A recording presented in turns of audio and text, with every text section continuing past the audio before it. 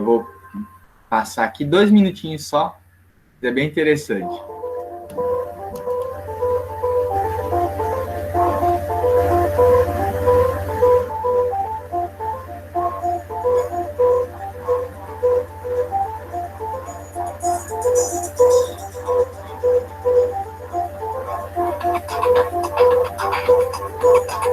Não alimentada.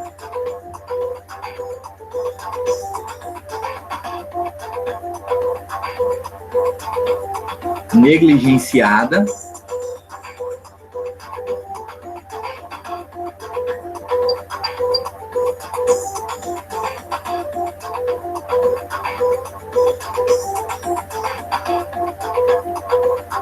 Endurecido.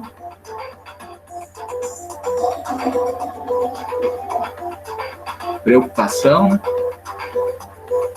Sufocada.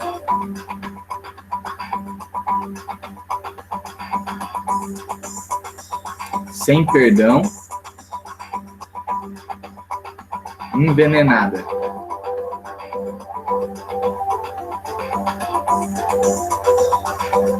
Falsa.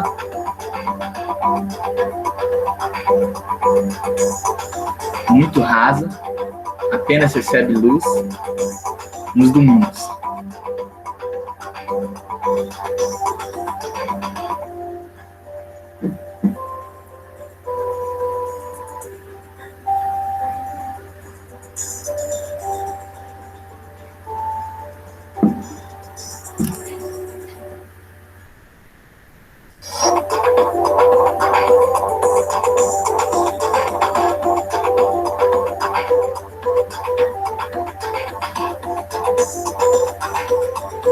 Crescendo. Tudo que é saudável cresce.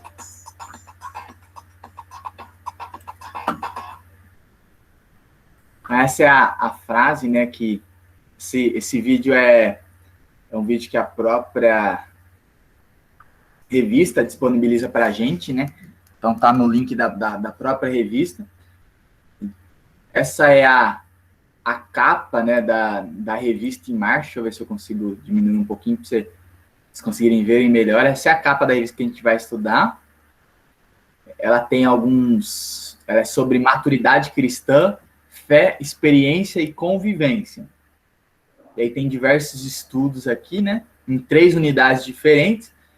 A unidade vou aumentar para a unidade de caminho da maturidade cristã. A segunda unidade é a marcas de uma igreja madura. E a terceira unidade, maturidade nas relações interpessoais. E aí a redação tem uma palavra que eu achei muito interessante para a gente começar nessa transição. Assim, olhar, professores e professoras da nossa amada Escola Dominical, graça e paz em Cristo Jesus.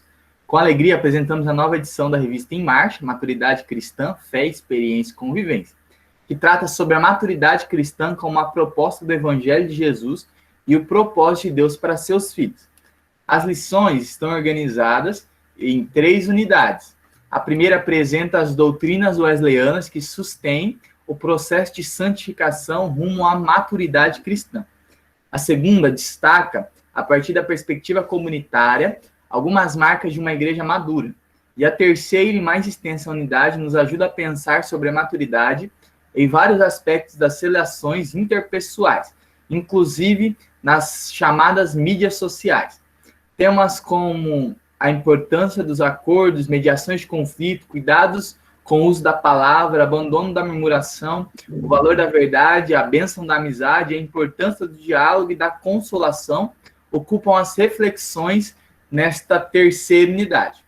Cremos no agir de Deus, que nos santifica e, portanto, amadurece a nossa fé.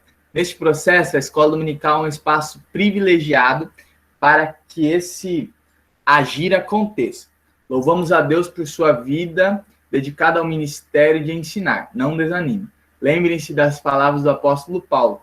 Por causa da cooperação que vocês têm dado ao Evangelho, desde o primeiro dia até agora, estou convencido de aquele que começou a boa obra em vocês vai completá-la até o dia de Cristo Jesus. que Deus lhe capacite, concedendo a unção para o ensino, a sensibilidade e compaixão para receber as necessidades de seus alunos e alunas, e amor e gratidão para a missão para a qual ele nos vocacionou. Deus abençoe seus alunos e alunas, e conforme o propósito revisto, que cada um cresça na fé, alcançando a maturidade e produzindo frutos que permaneçam para a vida eterna no amor de Cristo. Pastora Roseli Oliveira, que é a redatora, né? Que é eu e o Elton, o Elton e a Marta hoje estivemos no encontro de escola dominical, e a pastora Roseli falou foi a penúltima pessoa a falar, né?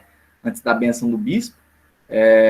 E ela é pastora dos meus pais, né? Então ela pastoreia Presidente Bernardes. É muito legal caminhar um pouquinho mais perto dela, né? Nesse processo. Ela é muito boa. E aí, quando a gente olha para isso, e trabalhando nesse tema, é muito interessante a gente olhar que essa revista ela vai trabalhar exatamente no caminho daquilo que a gente vinha trabalhando, né, como ensinos bíblicos, né? A gente veio trabalhando as cartas de Paulo, e a última carta que a gente trabalhou, todas as outras também visaram esse tema, mas principalmente a carta de Éfeso, né, tem muito essa palavra, né, da maturidade, da busca pela perfeição cristã, né? E aí aqui ele vai trabalhar bem essas identidades, né? Quando a gente olha tanto nos sermões de Wesley, que é o primeiro bloco, vai trabalhar sobre a perspectiva da santidade, né? Wesley cria que a graça ela se manifestava em 3 níveis, né? Então, os 3 níveis que eu lembro que a gente já trabalhou até sobre isso, que é o nível da graça que nos preveniente, né? Que nos traz para esse ambiente da casa, né? Eu fiz aquela dinâmica da casa, que o Wesley usa bastante, a graça que nos traz para debaixo dessa varanda, a graça justificadora, que nos faz passar por essa porta e entrar na casa, né? E a partir disso, a graça santificadora. A partir do momento que nós somos alcançados pela graça preveniente, aceitamos a graça justificadora e somos justificados por Cristo, nós entramos no processo de santificação. Então, todo cristão ele é chamado para caminhar nesse processo de santificação, que é o processo onde caminhamos para a maturidade, né? O Wesley sempre trabalhava aquele texto da perfeição cristã, né? Que mesmo nós, como seres humanos, não conseguiremos, né, chegarmos na totalidade dessa perfeição cristã. E eu lembro que eu fiz essa diferenciação, né? Perfeição da palavra teleios e não da palavra perfectos, né? Que a palavra perfectos é do latim, que significa alguém sem defeito algum, e a palavra bíblica para perfeição é a palavra teleios, que significa alguém maduro, completo. Então, a palavra bíblica fala sobre alguém amadurecido, alguém que amadureceu com o tempo. Então, a Bíblia trabalha essa perspectiva, o Wesley também trabalha isso. Ele fala que nós, como cristãos, devemos sim buscar diariamente a perfeição cristã.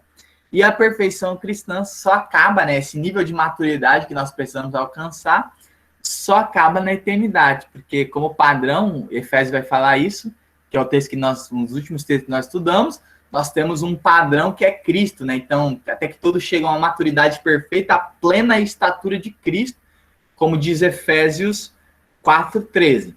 Então, quando a gente olha para isso, esse é o processo que nós precisamos caminhar. A igreja entende esse processo, tem entendido esse processo, e aí a gente vai vivenciar isso também por meio das nossas revistas de escola dominical, né? Nosso bispo, junto com o MAI, né, que é o Ministério de... Como que é, Amanda? Apoio Episcopal. Apoio Episcopal, isso aí. Eu sempre esqueço, sempre confundo. Junto com o MAI, né, eles enviaram para todos os pastores um livro que é a indicação para a leitura, que vai trabalhar exatamente sobre essa maturidade em comunidade. É esse livro aqui, eu falei na quinta-feira, vou falar ele algumas vezes, que a gente vai arrumar alguma estratégia para tentar trabalhar ele com a igreja toda. Esse livro chama A Trelice e a Videira, a mentalidade do discipulado que muda tudo. Então, ele se espelha na identidade de Jesus e da igreja primitiva para nos fazer ser uma igreja amadurecida, né?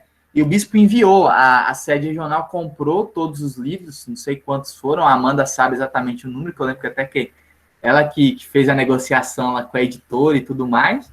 E aí eles compraram e enviaram para todos os pastores, né, esse livro como identidade, e isso percorre exatamente essa ideia da escola dominical, né? A gente percebe que a igreja, o povo de Deus precisa caminhar para sermos maduros. Então, a maturidade, em todo o tempo, ela é princípio cristão para nós. Então, nós, como cristãos, ao entrarmos na igreja, independente do tanto de tempo que estejamos, nós precisamos sempre caminhar para cada dia sermos mais maduros naquele que nos separou, né? Naquele que nos chamou. E aí essa revista vai caminhar nessa perspectiva. E ela vai caminhar nessa identidade. Como diz a revista, maturidade na perspectiva bíblica é o que permitiria aos primeiros cristãos e cristãs obter a vitória e recompensa da fé viva em seu Senhor e Salvador, diante de toda sorte de perseguições, de ameaça das várias tendências religiosas e filosóficas e do desafio de viver uma vida diferente de tudo que viviam até então. O autor de Hebreus, que é o texto que nós leremos já já, se preocupa em que os seus irmãos e irmãs na fé seguissem nessa direção. Por isso, precisa adverti-los. Então, esse é o princípio, né? A maturidade é o que nos faz percorrer esse caminho. O Wiersbe, que é um dicionário bíblico muito interessante, apresenta em seu esboço sobre Hebreus uma percepção de que a maturidade cristã se dá pelo modelo de Cristo, como exemplo superior. Cristo é colocado em comparação com os profetas, os anjos, os sacerdotes de Arão e Melquisedeque, sacerdote de Salém, Jerusalém, a quem Abraão havia reconhecido como verdadeiro sacerdote. Aquilo que é apresentado como padrão superior de santidade no Antigo Testamento é ainda superado em muito em Cristo. Jesus é o sacerdote perfeito, como seus seguidores e seguidoras. Temos nele o modelo de sacerdócio. Então, o texto de Hebreus, que é uma das cartas que a gente vai começar, que a primeira lição trabalha bem sobre esse texto, ela traz essa perspectiva, né, de Jesus. Hebreus, de cabo a rabo, ele trabalha sobre a identidade de Jesus, né? Então, Jesus é muito evidenciado no texto de Hebreus, e a gente vai começar a perceber o porquê ele trabalha muito sobre Jesus, né? Essa identidade da maturidade que Jesus ele é apresentado, nessa vivência excelente que Jesus, que é descrita por meio de Jesus. John Wesley, e aí trazendo para essa doutrina da santificação, definia uma pessoa madura ou perfeita, outro termo que ele usa em seus sermões, em termos de caráter, como aquela pessoa que possui a mente de Cristo e que segue os seus exemplos. Tem as mãos limpas, coração puro, foi lavado de todas as impurezas e não é motivo de tropeço para as outras pessoas. Vemos, portanto, que se trata de algo prático, mensurável, perceptível e que pode ser avaliado tanto pelo indivíduo quanto pela comunidade. O caminho para alcançar a maturidade envolve oração, jejum, busca de entendimento da palavra, comunhão com outras pessoas cristãs, compromisso social e missionário. Aí é a identidade do que John Wesley definia, né? Um resumo do que diz no texto da perfeição cristã. Alguém tem alguma dúvida, pergunta, consideração?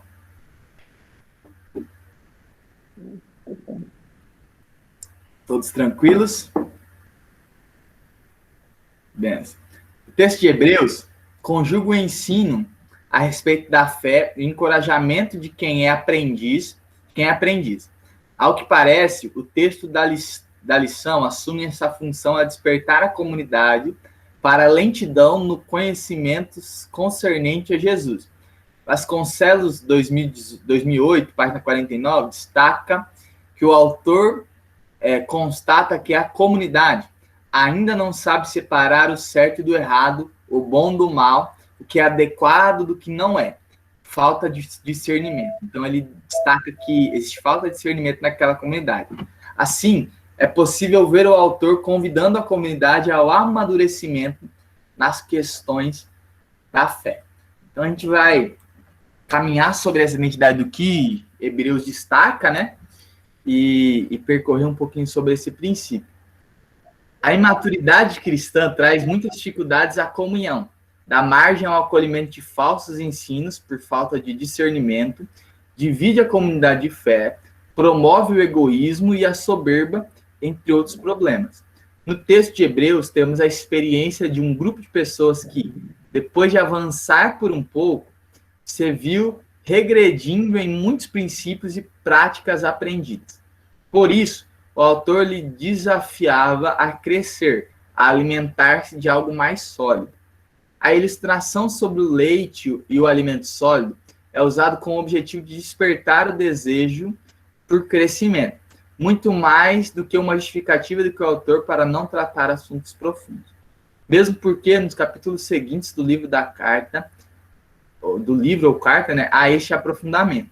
O leite, no grego, galá, representa os ensinamentos sobre os rudimentos da fé. Ao que parece, os cristãos e cristãs a quem a carta se dirige se acomodaram-se a estes ensinamentos rudimentares e, por não buscarem aprofundamento, tornaram-se imaturos na fé, sem condição de discernir e identificar a verdadeira doutrina da falsa.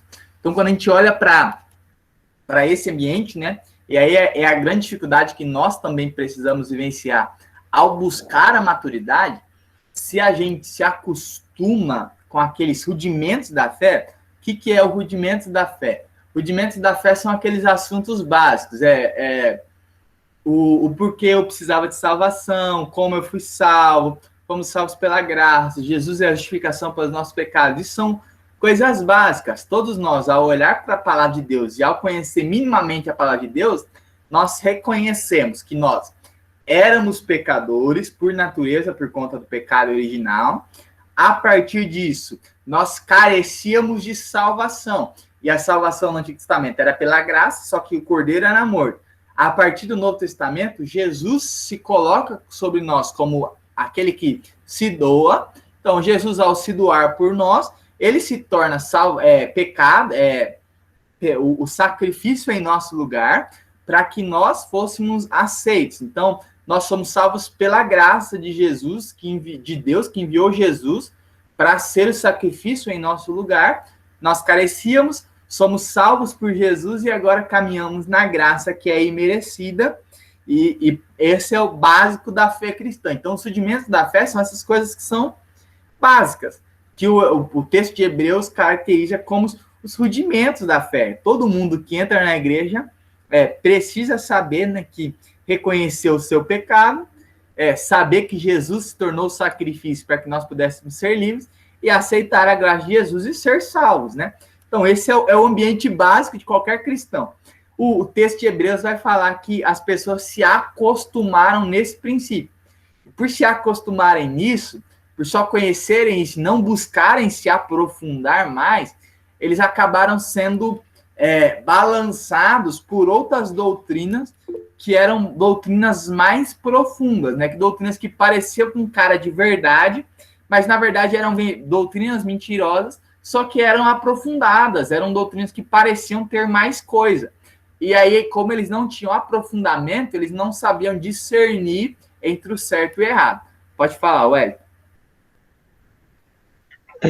Para mim, usando a figura da casa, em relação à graça que o Wesley falou, digamos, a pessoa que vê Jesus, que se converte e não quer amadurecer, veja que a pessoa entra no sofá na sala, ela entra, senta e fica ali sentada no sofá, não quer adentrar de jeito, fica ali sentada e sendo servida.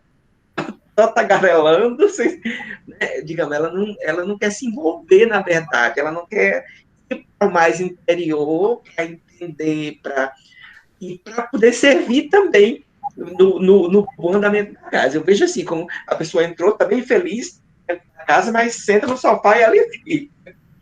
Outra coisa que eu fiquei em dúvida, né, acho que eu devia ter falado até no início, eu não sei se eu não cheguei a ver a revista do professor, mas na parte da revista do aluno, o título da lição 1 é crescer não é preciso, é isso mesmo? Eu entendi bem? Mesmo. Eu vou explicar já. Segura aí que já eu explico. Tá bom, é só isso. Não, beleza. Mais alguém, gente? Beleza, então. E aí, o Donald Campbell, naquele livro essencial da doutrina metodista, que era um livro que tem duas capas, né? Tem uma capa verde e tem uma capa amarela. Eu li particularmente a capa da capa amarela, que na época eu ganhei daquele da capa amarela. Ele tinha essas duas versões e ele faz essa comparação, né? Ele compara esse ambiente da casa, né? Ele fala que como fosse como uma casa de 2 andares. E a pessoa que simplesmente entra na casa e não busca aprofundamento, ela fica só no andar inferior. E aí no andar inferior você tem sala, você tem cozinha, você tem às vezes um banheiro que só tem mictório, né? Que só tem a parte, mas não tem nada, um lugar mais secreto, mais seguro, né? Que aí você precisa subir as escadas para você passar uma noite, dormir no quarto, para você poder tomar um banho, se limpar, num ambiente mais secreto, normalmente, que as casas de 2 andares têm, né? Que os quartos são em cima, os banheiros com suíte são em cima e tudo mais. Então, ele fala sobre essa dinâmica, né? Muitas vezes as pessoas se acostumam a entrar na casa e ficar no andar inferior, né? Então, só vivenciar o raso da convivência, mas não se acostuma a passar tempo. E para passar tempo, você precisa procurar uma cama para você dormir, você precisa de um lugar confortável para você tomar banho, para você se limpar, para você guardar suas coisas e tudo mais. E muitas vezes nós acostumamos com essa parte inferior, né? Que é exatamente o que esse texto de Hebreus vai falar, né? Ele fala sobre essas pessoas que se acostumaram a vivenciar uma vida de forma rasa. Então, eles estão vivendo uma vida sob esse ambiente raso da fé. A partir disso, o texto vai apresentar o alimento sólido, né? Que no grego o esteré tropé. É uma pregação mais aprofundada, que produz um entendimento mais profundo da pessoa de Jesus Cristo e possibilita uma percepção mais abrangente da salvação, sendo destinado e desejado por pessoas adultas na fé. Tais pessoas têm uma experiência de fé que lhes permite diferenciar claramente entre a vontade de Deus e a opinião equivocada de outras pessoas. E aí o texto bíblico nos convida a rever a nossa maneira de viver o processo de santificação e, consequentemente, amadurecimento. É preciso viver em plenitude, ainda que requeira renúncias e superação de toda sorte. Vale a pena reforçar que a maturidade se dá através de um processo que está diretamente ligado à busca e dependência de Deus, pois ela não pode ser alcançada meramente por esforço humano, mas pela ação do Espírito Santo em nós, a partir da fé. Então, agora nós seremos convidados, né, a ler esse texto, e aí a gente vai conversar um pouquinho até sobre esse título, que é um pouco polêmico, né? Eu vou deixar ele aqui só para a gente observar, né? O texto de Hebreus, se tiver sua Bíblia aí, Hebreus 5,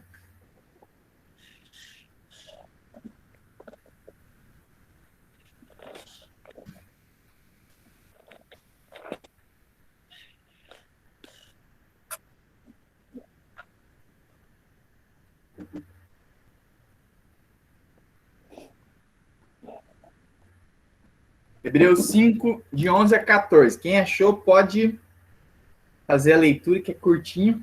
Uma pessoa pode ler para a gente. A esse respeito, temos muitas pontas de dizer e difíceis de explicar. Portanto, vos tendo tornado tardios em ouvir. Pois, com efeito, quando deveis ser mestres, atendendo ao tempo de convite, tendes novamente necessidade de alguém que vos ensine de novo quais são os princípios elementares dos oráculos de Deus. Assim vos tornastes como necessitados de leite e não de alimento sólido. Ora, todo aquele que alimenta de leite é inexperiente nas palavras da justiça, porque é criança. Mas o alimento sólido é para os adultos, para aquele que nos pratica e tem as suas faculdades exercitadas para definar não somente o bem, mas também ao mal. Amém. Então, esse texto eu gosto muito da NAA, né, que é um texto da Almeida também, e aí ele vai dizer assim, ó, A esse respeito, versículo 11, só fazer esse destaque. A esse respeito, temos muita coisa a dizer. Coisas difíceis de explicar, porque vocês ficaram com preguiça de ouvir. É muito interessante, né? A dona Aida, no texto, na revista atualizada que ela leu, vai falar tardios em ouvir, né? E o texto aqui vai falar sobre a preguiça, né? Vocês ficaram com preguiça de ouvir. Isso é muito... ao olhar para esse texto, né? Então, colocando vocês nesse... A gente não vai ver o tema da revista completo hoje, né? A gente separou, e aí eu já... A vista até conversando com o Wellington e com a Marta. Na semana que vem, a gente continua esse primeiro tema. Então, se vocês puderem ler nas suas casas, façam esse processo. Eu vou imprimir, e aí quem quiser me manda uma mensagem depois, que aí eu posso imprimir para você também e levar aí na sua casa esse texto. Vou precisar dar uma saidinha, que tem gente chamando ali, mas eu já volto. Cleo. Tá? E aí eu vou fazer a impressão dessas 3 lições, né, para a gente ter ela na mão, né? Então, para a gente poder ler em casa, ter esse processo que é muito mais rico quando a gente faz isso, né? E aí esse texto de Hebreus, quando o texto de Hebreus é escrito, Hebreus a gente não sabe muito a autoria exata de quem escreveu o texto de Hebreus. Então, ninguém... uns falam que é Paulo, né? Ele entrou no cânon bíblico sendo como Paulo que escreveu, mas ninguém tem a certeza disso. A gente tem uma teoria... 2 teorias que são relevantes, né? Uma é que era um discípulo de Paulo, que era profundamente na época, alguém que tinha um bom conhecimento, a pessoa precisaria ter um bom conhecimento da identidade, da realidade dos hebreus, e ter um bom conhecimento do que Paulo falou, né? Porque ele cita vários textos de Paulo, vários textos do Antigo Testamento e tudo mais. Então tem que ser algum conhecedor bíblico. E uma outra teoria que fosse Priscila. Priscila, ela não é muito bem aceita, principalmente pelos mais tradicionais, porque foi uma mulher, né? E aí o povo fica com aquela, uma mulher não pode escrever um texto bíblico. Talvez até por isso tenha se colocado a ideia de que for Paulo, né? Porque uma mulher, se fosse uma mulher que teria escrevido na época do cânon bíblico, não entraria com certeza no processo, né, de aceitação para ser um texto validado. E quando a gente olha para essa crise, a gente olha para Hebreus e para o que está acontecendo naquela identidade. Então, Hebreus, ele escreve sobre essa identidade. Ele está olhando para a comunidade que foi bem ensinada, então não faltou ensino para a comunidade, não faltou didática, não faltou palavra, não faltou bons pastores para a comunidade dos hebreus, mas faltou aprofundamento. Então, faltou que a comunidade saísse do ambiente de criança, é como se fosse uma criança, né, que vivesse a vida toda sem mudar de sala. Então, a pessoa chega no prézinho, ou na primeira ou segundo ano, e aí a pessoa começa a aprender, né, o ABCD, começa a escrever seu nome. Aí ele gosta de escrever seu nome, ele gosta de aprender o ABCD, e ele fica para lá até os 40 anos de idade. Então, é ilógico, né? A pessoa não sai daquela sala com 40 anos, e aí dá uma discrepância, né? E o texto de Hebreus, ele está escrevendo sobre essa perspectiva. Ele está olhando para as comunidades, principalmente da Ásia Menor. São comunidades extremamente maduras. A gente vê a comunidade de Filipos, a comunidade de Colossos, a comunidade dos Gálatas, a comunidade de Efésios, né? São comunidades de Tessalônica mais maduras. E aí, quando ele olha para essa realidade de comunidades mais maduras, ele olha para a comunidade dos hebreus e ele fala, olha, vocês não cresceram. Nós temos irmãs suas que foram até alcançadas pelo evangelho um pouco depois, mas esses seus irmãos na fé já estão mais avançados na fé e vocês ainda estão como crianças. Eu queria falar com vocês sobre coisas mais profundas e eu não posso, porque vocês têm preguiça de ouvir as coisas que são mais difíceis. Vocês ainda se alimentam de leite e não se alimentam de alimento sólido. E aí é aquela dinâmica da criança, né? Para uma criança que precisa do leite, você não pode dar o alimento sólido. A criança não tem o dente, a criança não se desenvolveu ainda para receber o alimento sólido e para poder digerir, fazer todo o processo. Então, ela precisa do leite. O leite faz bem para ela. Mas um adulto já não precisa mais do leite. Já não é mais uma necessidade do adulto o leite. Só que aquele povo, mesmo crescendo em tempo, eles não cresceram em maturidade, né? Eles não se aprofundaram. E aí é para esse contexto que essa carta foi escrita com essa identidade. E aí vem esse tema aqui muito interessante, uma sacada de quem fez essa lição muito interessante, né? Que ele fala, crescer não é preciso. Quando a gente olha esse texto, eu falo, meu Deus do céu, eu tô falando aqui que é preciso crescer, eu também tive essa crise quando eu fui ler, né? Falei, gente, crescer é preciso sim, nós precisamos crescer e tudo mais. E aí o texto, logo no começo, ele já nos explica, né? Ele fala, olha, o termo maturidade tem muitas definições e aplicações, mas no que diz respeito a pessoas, relaciona-se ao desenvolvimento completo de alguém nas diferentes fases da vida. Amadurecer não é um processo preciso. E aí ele explica o tema. Não é um processo exato. Então, amadurecimento é o crescer que ele está falando. Ele falando, olha, crescer não é um ambiente exato, não é um ambiente preciso. Então, essa precisão que ele está falando, de precisão, né? Então, não é um ambiente que você pode mensurar com ordens mensuráveis. Às vezes, e a gente pode olhar isso para a nossa identidade, né? Às vezes tem cristãos que se converteram no mesmo ambiente, e você encontra ele 10 anos depois, os 5 cristãos que você pegar, você encontra e talvez um já está bem mais avançado do que o outro está um pouquinho mais atrás. Então você tem as diferenças por região, por local, por pessoas que ele foi aprender, por tempo de aprendizado que ele se desenvolveu, né? Então, o crescimento não é algo exato, não tem como descrever e falar, olha, se eu tenho 10 anos de fé, eu tenho 10 anos de crescimento. A gente não pode mensurar o crescimento dessa forma, né? Tem gente que tem 40 anos de igreja e não cresceu. Às vezes tem gente que tem 10 anos e cresceu mais do que esse que tem 40, porque não é uma exatidão. Várias coisas influenciam nisso. Mesmo sendo... e aí o texto continua, né? Mas com certeza, passar por ele é preciso. Aí ele usa a palavra necessário, né? Então, mesmo não sendo algo exato, é algo necessário. Este é o desafio do Evangelho. Independente da nossa idade, continuar crescendo no conhecimento de Deus, avançando para a perfeição. A maturidade é sinal de saúde, e isso se aplica à nossa vida espiritual também. Esta primeira lição, a partir do texto de Hebreu, trata sobre a importância de buscar a maturidade cristã e os riscos que se correm ao escolher estagnar-se na fé. Amém? Alguma consideração? Não. Não. O Wellington está tudo em paz já, entendeu?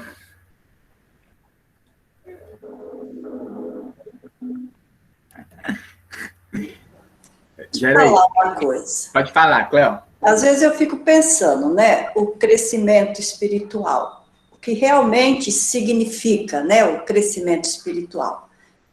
Às vezes a gente leva por esse lado, o crescimento espiritual, a pessoa assume cargo na igreja, a pessoa tem, assim, facilidade para orar, para falar, né, e outros já não têm. Isso pode se aplicar em crescimento espiritual?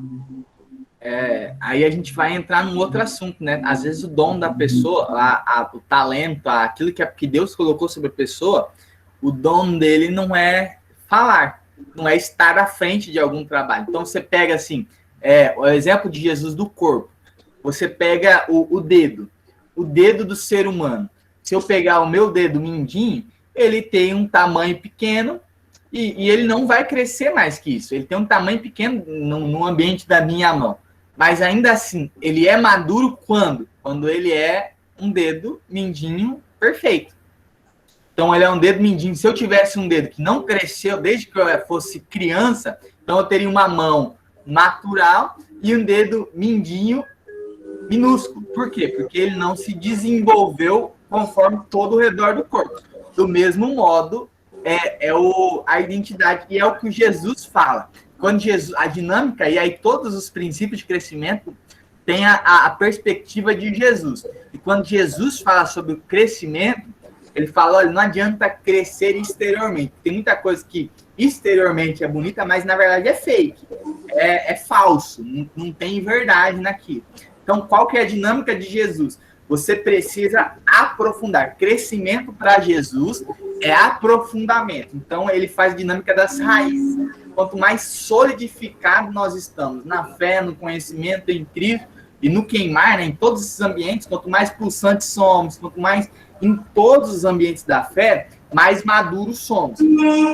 O que é interior, ele é expressado externamente. A gente também não pode mensurar, porque se a pessoa foi criada para ser uma boa mão, um bom dedo, ela não vai crescer como algumas outras partes do corpo, mas ela vai saber que ela é madura quando ela alcançou o objetivo para o qual ela foi criada. Então, a maturidade é esse ambiente, mesmo que ela não se expresse de forma externa, interno e na comunidade, as pessoas reconhecem que ela é madura. Por quê? Porque isso externa, né? A comunidade reconhece a maturidade, mesmo que não tenha atos externos grandiosos, mas as pessoas percebem, isso é visível, notório que a pessoa é alguém madura, independente do que ela faz ou deixa de fazer, né? Pode falar, Wellington.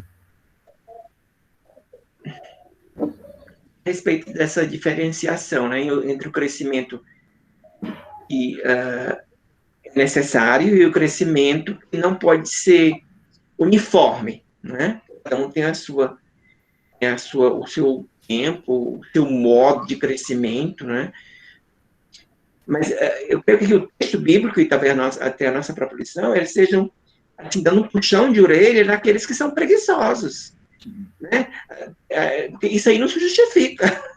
Isso aí Deus não aceita, né? Na verdade, cada um tem o seu tempo, mas o que não pode haver é essa preguiça corrente de uma falta de interesse mesmo, ou de uma falta de não querer, de um desejo de permanecer fora de qualquer responsabilidade, né? Cada um tem seu tempo, eu vejo assim, né? Cada um tem a sua... Alguns só podem crescer até o tamanho do dedo mindinho, mas há um alvo a ser atingido. E o texto reclama, eu creio, daquelas pessoas que não querem crescer até onde Deus quer que elas cresçam, né? Sim, é exatamente esse princípio, né? Então, a gente olha, né? E é nesse sentido que ele diz que não é algo preciso. No sentido de que nós temos diferentes características pessoais e Deus usa também isso, né? Deus nos conhece a ponto de saber que, e conforme as nossas características, aquilo que nós precisaremos fazer, a missão que nós teremos que cumprir no reino de Deus, né? Então, o nosso chamado, a nossa vocação, aquilo que nós cumpriremos dentro do corpo, isso também influencia as coisas que a gente passa na vida, tudo isso influencia para que, às vezes, duas pessoas se convertem no mesmo ambiente, só que são duas pessoas que têm processos diferentes. Então, a gente não pode medir. Tem pessoas que precisam, vão agir de forma externa mais rápido, por isso que o crescimento dele acaba sendo mais rápido, acaba sendo algo mais pontual, algo mais acelerado que algumas outras pessoas, mesmo que no sentido da palavra, e aí é o termo que vai usar, né? Nós nunca devemos ser preguiçosos. Então, o puxão de orelha é para que nós entendamos quem somos, o que fazemos, e em todo o tempo cresçamos. Então, o não crescimento é um pecado bíblico, né? Algo que a imaturidade, como a palavra de Deus vai trabalhar, né? Então, o não crescimento impede Deus cumprir aquilo que ele tem para nós, né? A gente, olhando para exemplos externos, se a gente, externamente, ninguém dá para uma criança responsabilidade de adulto. Eu lembro de uma vez, eu escutei uma pregação que falava bem, eles usavam um exemplo, né? A pessoa tinha 2 filhos adolescentes, ele falava, eu nunca vou dar para os meus 2 filhos, o filho dele tinha 12 e o outro 14, para os meus filhos, a responsabilidade, eu vou pegar a chave do meu carro e dar para eles, não, vai lá dirigir o carro. Por quê? Porque eles não têm maturidade para isso. Da mesma forma, a gente pode trazer isso para Deus, né? Tem coisas que nós precisamos viver, que nós temos para cumprir, que nós não vivenciamos, porque ainda não chegamos num ambiente de maturidade necessária. E aí a gente está falando sobre algo natural, né? A dinâmica do carro. só que muitas vezes nós impedimos, né, o nosso crescimento por conta da preguiça, da paralisação, do não querermos desenvolver. E aí por isso que o texto vai dizer que ele não é um processo exato, né? Então não dá para a gente medir, colocar uma régua e falar, não, todo mundo que tem 10 anos de crente está aqui. Tem que estar nesse nível de crescimento. Não pode ter esse nível, essa precisão. Mas a gente precisa entender que é necessário crescer em todo o tempo. E aí o texto vai falar sobre isso, né? Sobre essa necessidade. Segunda pesquisa, e aí vai falar um pouquinho sobre o que eu já falei sobre o texto de Hebreus, né? Eu até citei. A gente vai começar hoje, a gente tem mais alguns minutinhos, e eu vou trabalhar só um pouquinho sobre essa identidade, sobre esse princípio da lição. Nessa cultura, havia valorização do sacerdote. Então, na cultura hebreia, havia a valorização do sacerdote como figura central na religião. Era o responsável pelo culto, especialmente no oferecimento do sacrifício, sendo, por isso, visto como alguém que levava as pessoas mais perto de Deus. O autor dedica-se a mostrar Jesus como um sumo sacerdote, isto é, o mais importante de todos os que já existiram. Hebreus 4, né? Hebreus 5, do 4 ao 6, vai falar sobre isso, que ele era sumo sacerdote da ordem de Melquisedeque, ele disse que creio que nós conheçamos. Evidenciando, assim, que o sacerdote Cristo é superior ao sacerdote judaico, que o seu sacrifício é perfeito, por isso, ele pode nos levar a uma vida em perfeição. O texto bíblico desta lição nos dá um diagnóstico do estado de desenvolvimento da comunidade que recebeu a mensagem. E aí ele descreve essa comunidade que recebeu essa mensagem, né? As pessoas pareciam ter dificuldade de perceber a superioridade de Cristo e o valor da sua obra na cruz, permanecendo estagnados. Então, um defeito uma crise que essa comunidade tinha, era a dificuldade de perceber a superioridade de Cristo e o valor daquilo que Cristo entregou na cruz. Então, os hebreus, para que ele está falando, olha, vocês não estão conseguindo, por conta da imaturidade, vocês não estão conseguindo perceber a supremacia de Cristo, a supremacia de Jesus que é colocado sobre nós e do seu sacrifício, que é perfeito, que é completo. Então, nessa comunidade, a gente vê que alguns ensinamentos, semelhante à igreja da Galácia, né, quando nós estudamos o texto dos Gálatas, eles estavam negociando e falando, não, olha, o sacrifício de Deus não é tão assim, então a gente precisa sacrificar ainda os animais. Eles ainda continuavam com alguns ritos e sacrifícios que na antiga aliança tinha sido encerrado, né? Porque em Cristo o sacrifício de animais, seja ele para purificação, seja ele para oferta, foi encerrado. Então eles ainda continuavam com esse tipo de sacrifício. E aí eles permaneciam estagnados, sem evoluir ou amadurecer na fé. Assim, o envio da carta ou sermão visava encorajar e orientar sobre o desenvolvimento da fé em Jesus. Por meio da didaquê, do ensino, o autor buscava despertá-los nessa direção. Algumas expressões usadas na carta mostram esse objetivo. É muito interessante olhar, né? Que esse texto, às vezes ele vai trabalhar como uma carta, como um sermão, por quê? Porque a carta de Hebreus, ela não tem padrão escrito de carta, ela tem padrão de sermão. E aí ela só entra no processo de ser carta, porque no final tem uma saudação, né? Mas todo o processo de escrita dela não é um processo de carta, por isso que nem mesmo os teólogos têm uma confusão, né? Uns citam carta, outros citam sermões, por quê? Porque ela não tem o formato de uma carta. E aí, quando vocês veem o sermão de Hebreus, ou a carta de Hebreus, é por causa dessa característica desse ambiente. E aí ele usa algumas expressões para trazer esse objetivo, né, que a carta vem trazer para o povo. Ele fala, olha, o termo usado para preguiça, que no grego é notoros, traduzido por tardios, negligentes ou preguiçosos, indica alguém tardio de mente, ou torpe em entender, né? Desviado em entender, ou duro de ouvir, nécio ou insensato ou esquecido, né? Insensatamente esquecido. É usado para falar do membro entorpecido, imobilizado de um animal, aqui, de um animal doente e da pessoa dura, insensível e letárgica. Então, é isso que o povo... Quando a gente vai para o original, a gente vê o significado de umas palavras, né?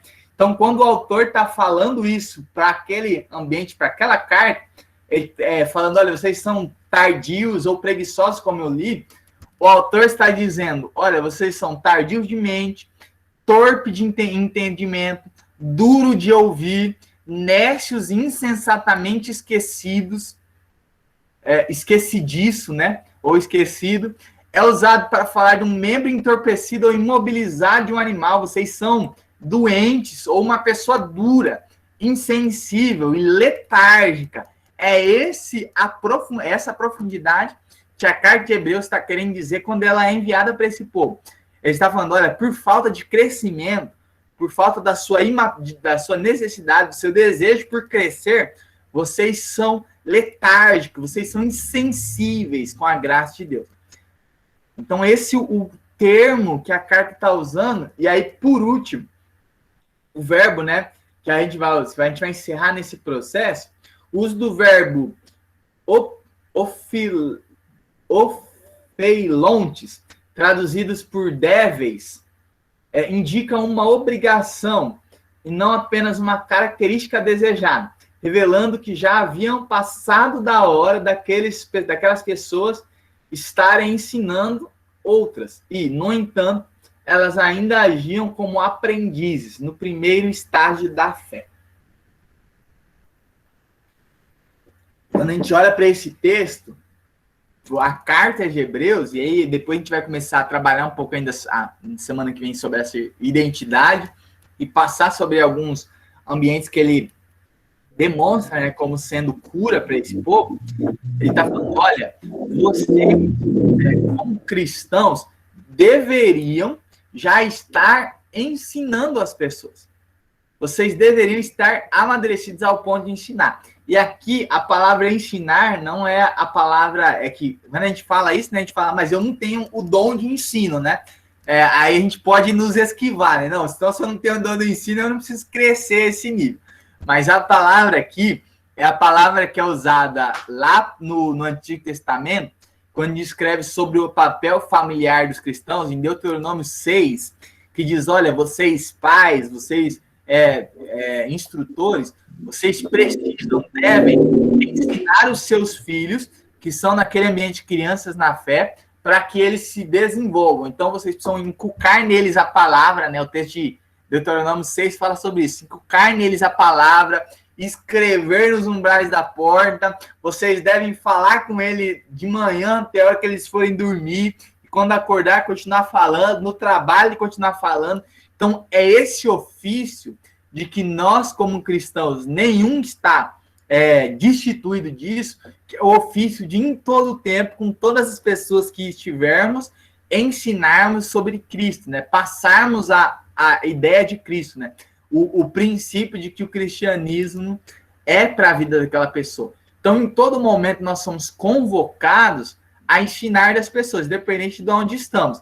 Então, uma dinâmica bem interessante, né? Se a gente chega na igreja hoje e tem alguém que chegou há 6 meses antes de nós, e tem alguém que chegou há 3 anos, aquela pessoa que chegou há 6 meses, ela tem coisas para nos ensinar. Então, nós estamos aprendendo com ela, mas é muito pouco tempo. Não, mas nós precisamos aprender com ele. Então, eles precisam ter coisas para ensinar para aquele novo convertido.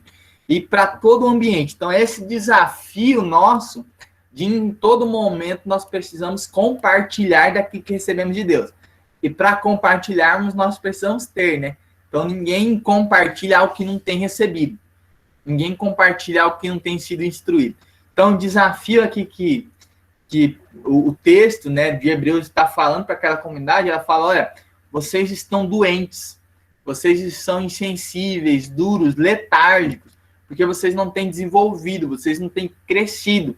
Vocês deveriam estar ensinando, mas ainda vocês estão se alimentando, né? Então, vocês ainda estão sendo alguém que está precisando do alimento líquido, do leite, que é como ele vai trabalhar depois. A gente vai ver na semana que vem. Quando vocês já deveriam estar com o alimento sólido, né? Recebendo do alimento sólido. E deixando o leite para outras pessoas, né? Para outros novos da fé.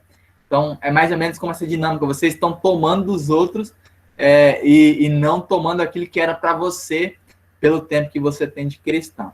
Então, o texto ele tem essa dinâmica, né? Hebreus ele vai começar a falar sobre isso.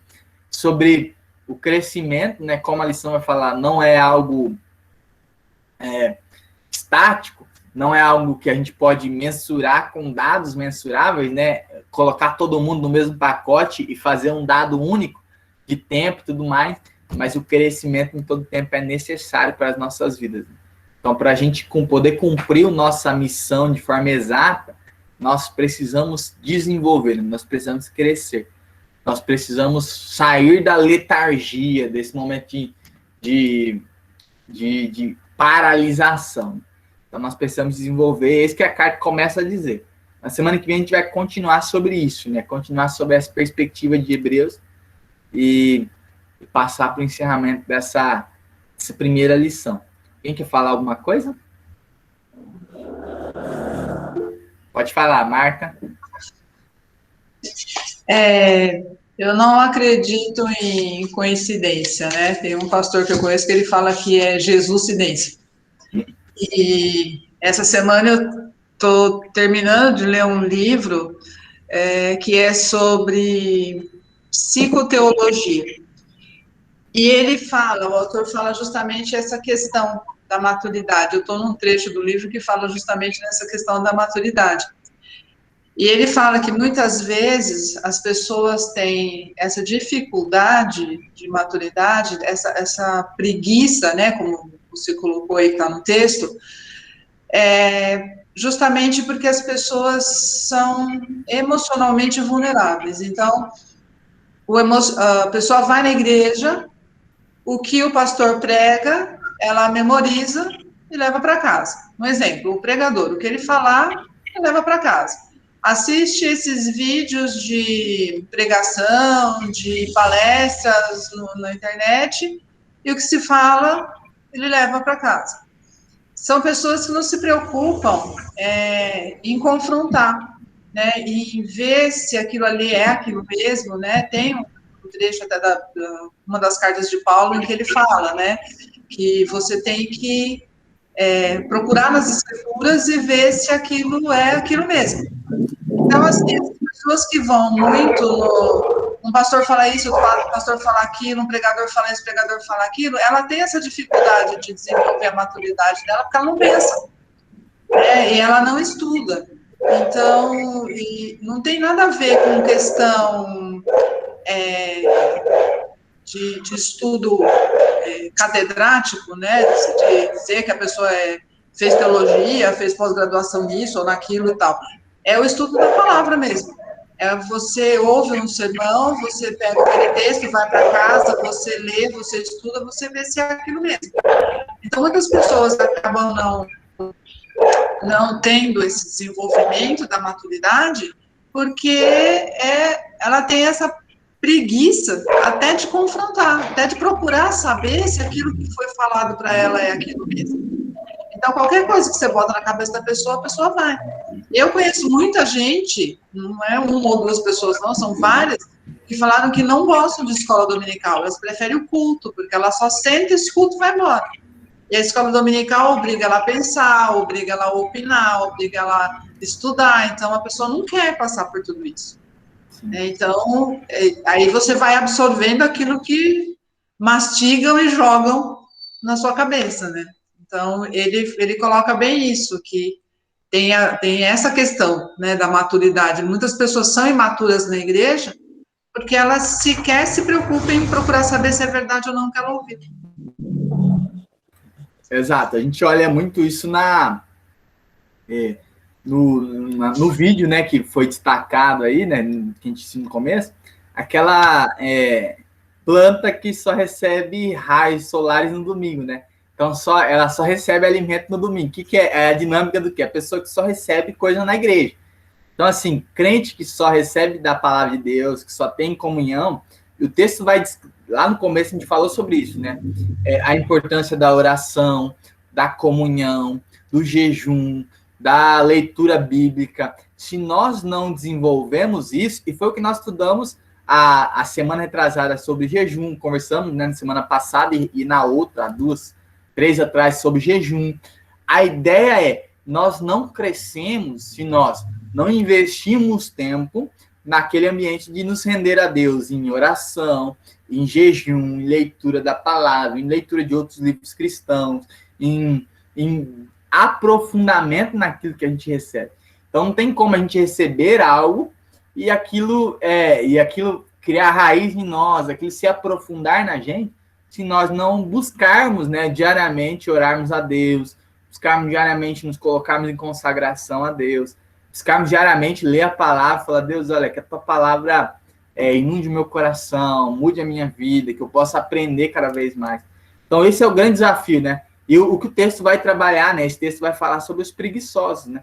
Porque é exatamente isso, né? Muitas vezes nós estagnamos num período de preguiça e falamos, não vou fazer isso porque isso não tá e tal, eu não tô com tempo. E a preguiça que poderia ter, hoje em dia, ser colocada por outro nome, né? Poderia ser colocada por distrações, alguém extremamente distraído, alguém que busca outras aspirações, que é aquela pessoa que não tem tempo para nada, aquela pessoa que coloca tudo menos ter tempo para investir naquilo que é essencial. E aí, quando a gente olha para tudo isso, o Hebreus está falando, olha, vocês precisam buscar ser maduros. Isso é um processo de crescimento que vocês precisam se desafiar a viver. E vocês não vão viver se vocês não tiverem disposição. Vocês não se disporem para isso, vocês não se colocarem mediante esse processo.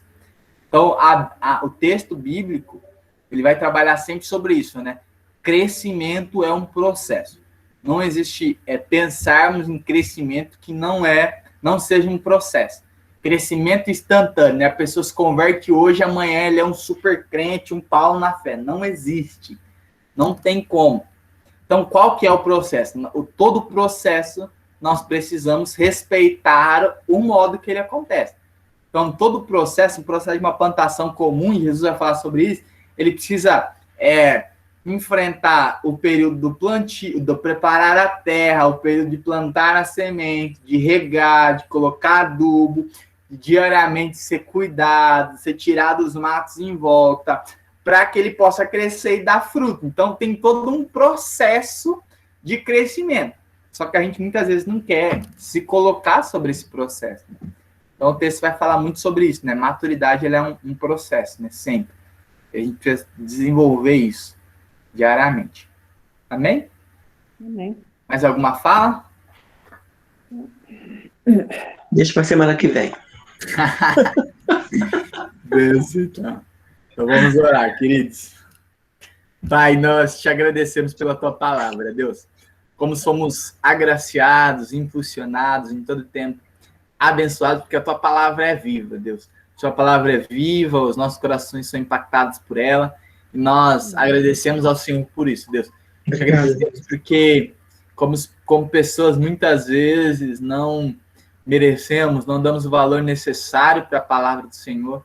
Nós queremos clamar, Espírito Santo de Deus, que a tua palavra possa inundar os nossos corações, transformar as nossas vidas, transformar as nossas concepções, e que em todo tempo, Deus, possamos ter os nossos corações e mentes impulsionados, transformados, cuidados e abençoados pela presença do Senhor.